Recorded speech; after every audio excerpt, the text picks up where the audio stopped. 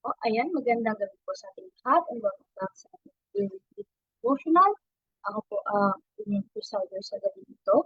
At para po sa ating programa, tayo po magkakaroon ng opening song to be played by our technical, to be followed by the opening prayer na papangunahan po sa ating uh, na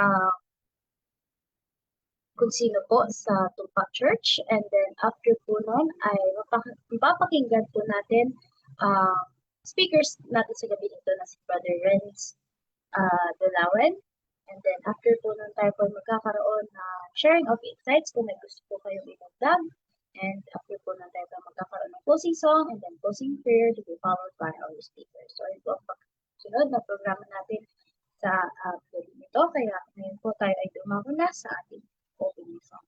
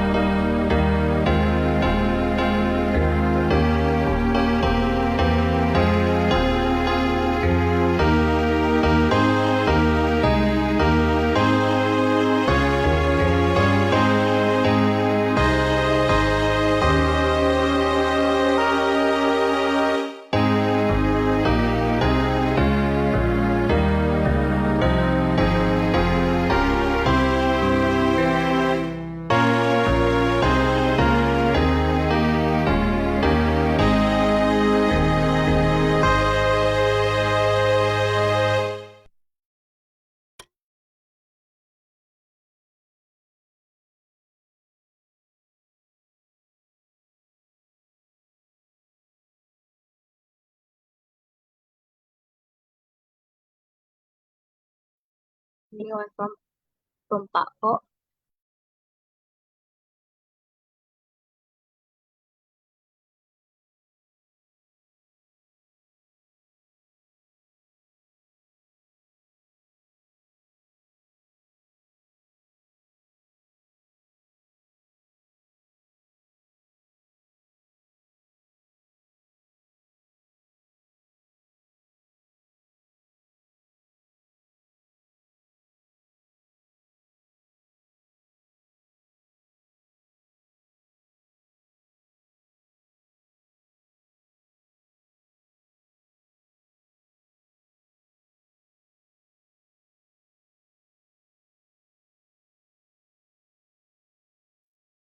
Po.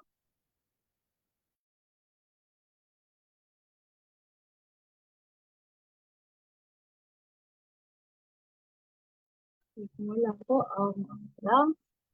Let's pray our Father in heaven, thank you for the wonderful day that you have given unto us and for gathering us again this evening to have our evening devotional. Please give us knowledge and understanding from above as we listen to what the speaker is going to say. Please help us to apply the message that we will hear into our hearts and in our minds so that we may show it in our daily lives and the people who are around us. And we also ask you to please forgive our sins that we have committed against thee, and please do the same touching with thy healing hands. Thank you for hearing and answering our prayers. In Jesus' name we pray.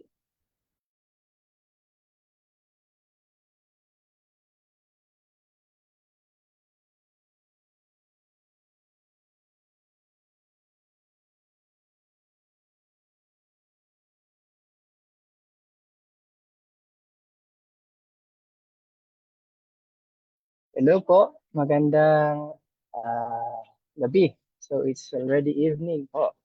Start of ending na po ng araw na ito. Okay, so I think there might be slight technical difficulties. Kasi I think mahina yung signal but I'm hoping by God's grace, by God's amazing grace po, maituwid natin ang ating devotional ngayong gabi. Okay? So ang pamagat po ng ating devotional is a preserving power. So what is ano ang preserving power na ito? So ang the purpose of God's amazing grace is to preserve. So ang grace po ng Panginoon, it is a preserving power. Okay, moving on sa ating text. Ito ay matatagpuan sa Book of Matthew, chapter 5, verse 30. Ye are the salt of the earth. So what, kung susuriin natin, ano po ba ang salt? Anong gamit ng salt? So ang salt is, ito ay yung ito ay isa sa pinaka ginagamit na ingredient po sa kahit anong cuisine po sa buong mundo. Ito ay nagagamit sa pagluluto. So what is the use of salt? Of course, isa na dito is yung bibigay ng flavor or alat or taste sa ating food.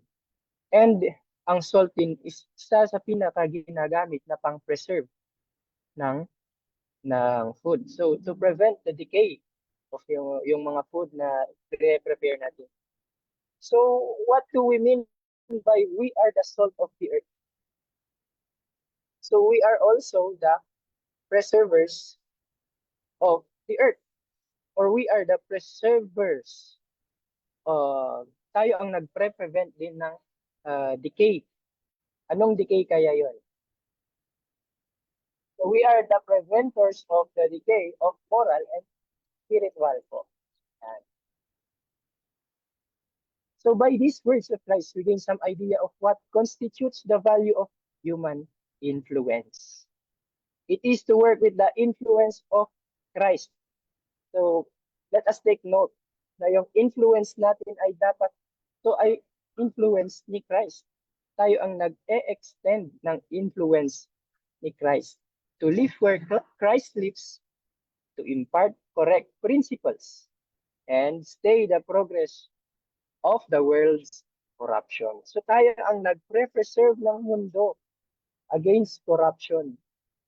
Tayo ang ginagamit na agent para i-prevent ang pag-decay ng morality ng mundo. So, para ipakita na merong God sa ibang tao.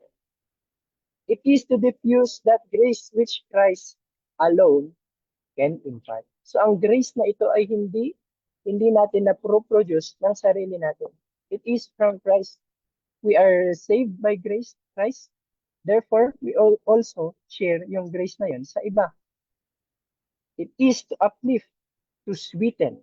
No, ang ganda po, di ba? To sweeten the lives and characters of others by the power of a pure example united with earnest faith and love. So God's people are to exercise a reforming, preserving power in the world. They are to counterwork the destroying, corrupting influence of evil. So tayo ang work natin pala is tayo ang nagpre-prevent ng moral decay sa mundong ito. So the work of the people of God in the world is to restrain evil, to elevate, to purify, and to ennoble mankind. So, the principles of kindness and love and benevolence are to uproot every fiber of selfishness that has permeated. So, ang term dito is permeated. Ito ay, ang permeated po ay yung, kumbaga na-absorb na natin yung evil. So, nasa system na natin. But, through the grace of Christ, so tayo ang nag-a-uproot. Tayo dapat ang magtanggal nito sa system ng society and corrupted. Yung evil na to na nag-corrupt sa church. So if men and women will open their hearts to the heavenly influence of truth and love, kung ino-open lang natin ang puso natin, kung ina-accept lang natin ang influence na ito, these principles will flow forth again like streams in the desert, refreshing all and causing freshness to appear where now are barrenness and dearth. So, what causes what causes us to be dry po, yung broken na spirit natin? Kung broken ang spirit natin, ano ang solution para para maging productive ulit? It is through the grace of Christ na parang nag-flow na river. So tayo ay ninonorish. The influence of those who keep the way of the Lord will be as far-reaching as eternity. So they will carry with them the cheerfulness. So take note po, cheerfulness. Tayo ay magiging, ang pagre-religion pala ay hindi tayo, ang result nito ay nagiging cheerful tayo, masayahin tayo. Masaya ang religion natin. And yung happiness na yun is uh, nagiging contagious. So, they will carry with them the cheerfulness of heavenly peace as an abiding, refreshing, enlightening power. So ito ang this will make us, this will make us God's peculiar people. Kasi sa mundong ito is very evil and daming mga nangyayari. Ngayon, yung mga wars. But through God's grace, tayo pa rin ay cheerful despite everything. Kasi we have, uh, we are we are appreciative of God's grace na binigay sa atin. So again, there is to be an open influence. Christ says, let your light so shine before men that they may see your good works and glorify your Father, which is in heaven. So ang light natin ay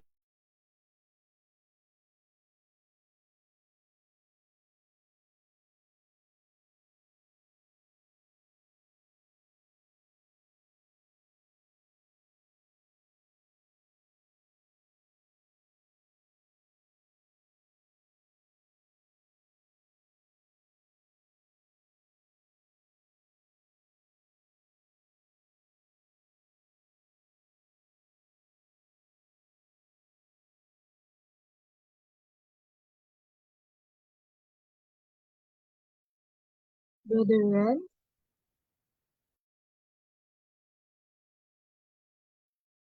nawala po kayo.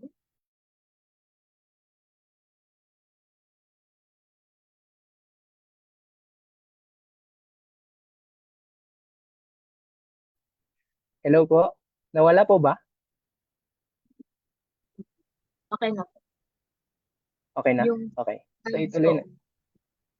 Saan pa nag-stop? yung sa may salt. Okay. So let's back it up. Ano?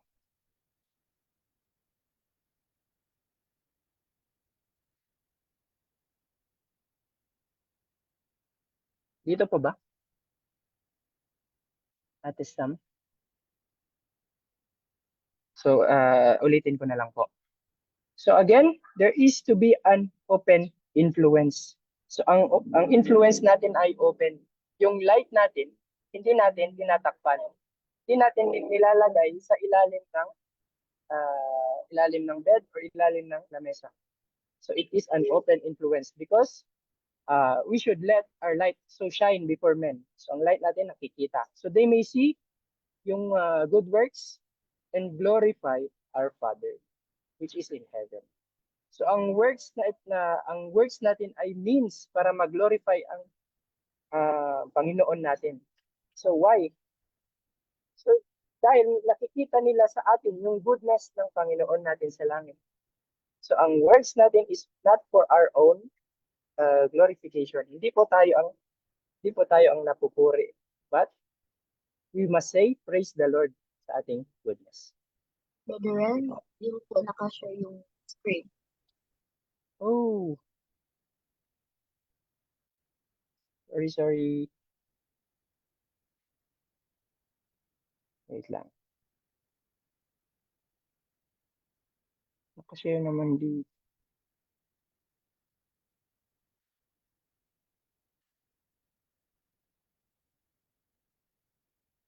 Ala.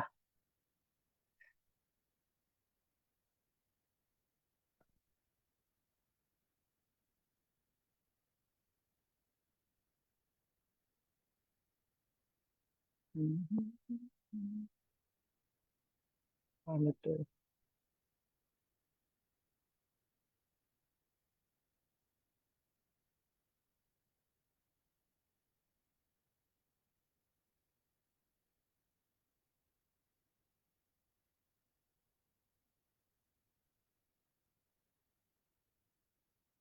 Ay, ito pala.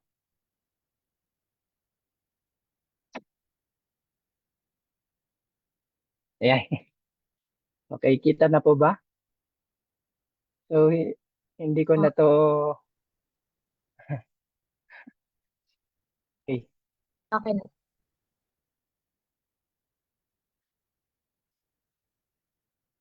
Ayan. So, the light that shines from those who receive Jesus Christ is not self-originated. Hindi po bukal sa atin ang goodness na nakikita. So, it is all from the light and life of the world. So, ito po, ang lahat ng ito po, ang lahat ng nasa atin is nanggaling sa Panginoon natin. So, we are just the sharers ng light and life na binigay ni Christ. We are the instrument. We are the channels of peace, the channels of love. So Christ is the light, the life, the holiness, the sanctification of all who believe. And his light is to be received and imparted in all good works. So ang result ng grace na binigay sa atin is good works. In many different ways, His grace is also acting as the salt of the earth.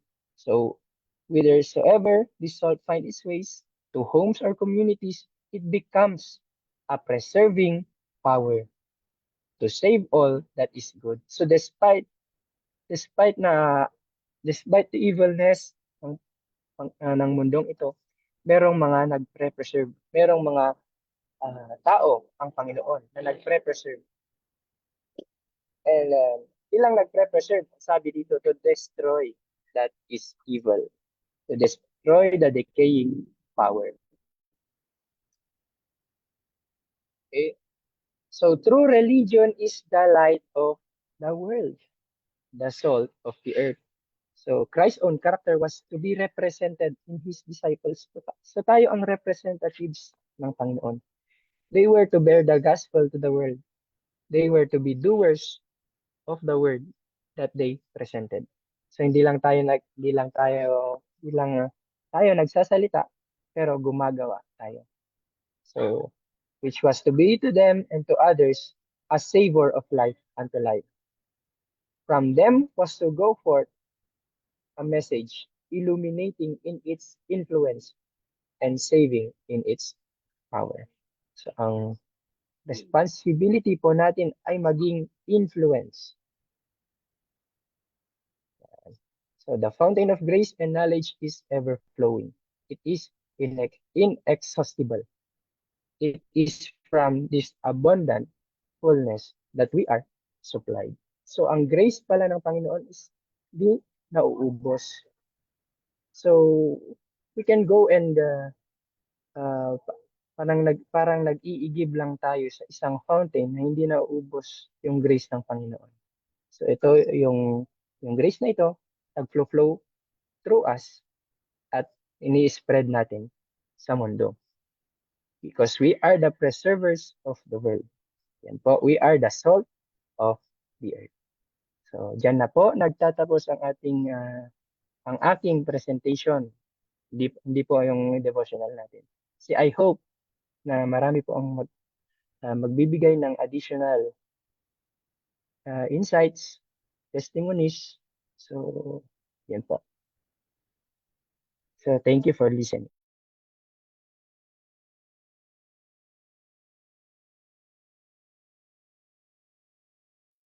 Ayun po, maraming salamat, Brother Ed, sa napakagandang mensahe na ibinahagi niyo sa ating ngayong gabi.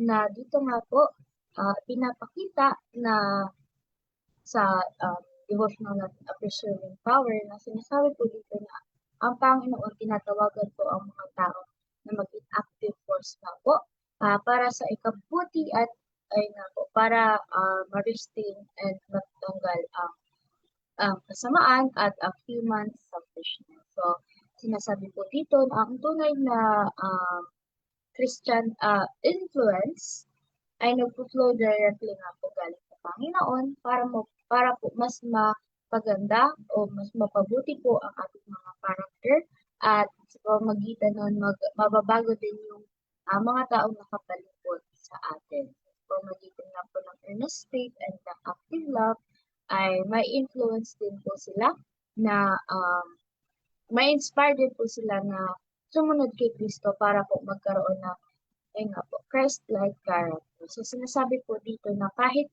yung lesson po natin dito ngayong gabi na kapag ang mga believers na po ay ino-open ang kanilang puso sa heavenly at true na ibig, they become streams in the desert.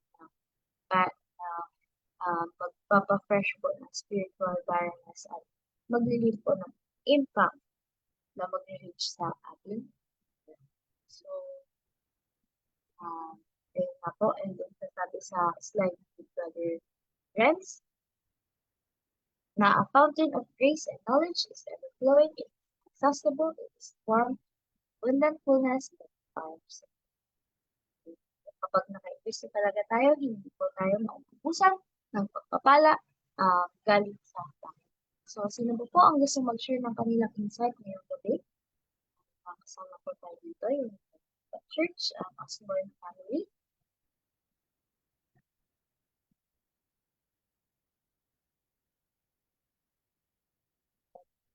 Ako,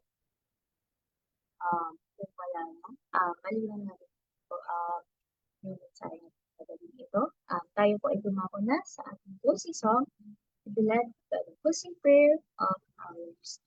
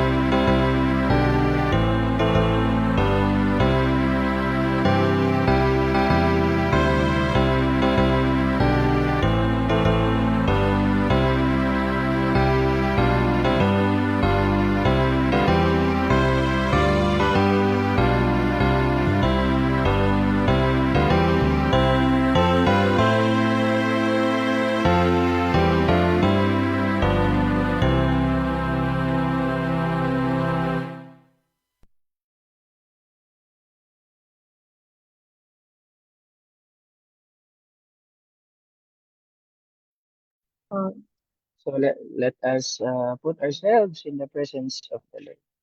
So, Lord God, gracious and loving Heavenly Father, we thank you for again for your amazing grace that you have given and bestowed unto us. Uh, it is even if we are fallen in nature, Lord, you came and saved us. Right?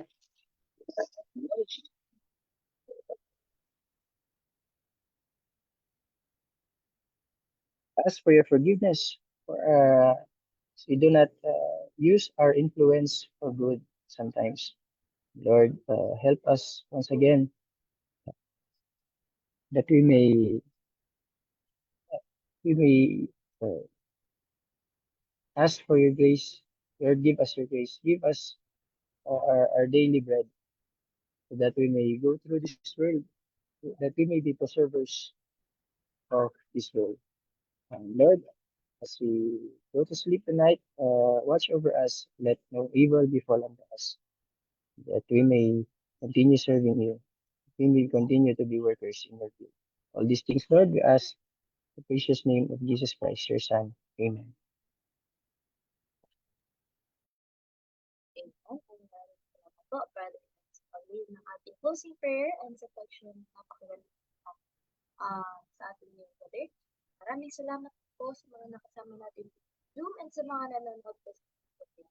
Sana po ay samahan niyo kami muli bukas ng umaga para po sa ating early morning devotional and bukas din po na magaganap ng alas 5 ng umaga and bukas po ng gabi para po sa ating early evening devotional na magaganap din po ng 6 na po. So dito po nagtatapos ang programa natin sa gabi ito. Okay, once again, good evening po sa ating lahat and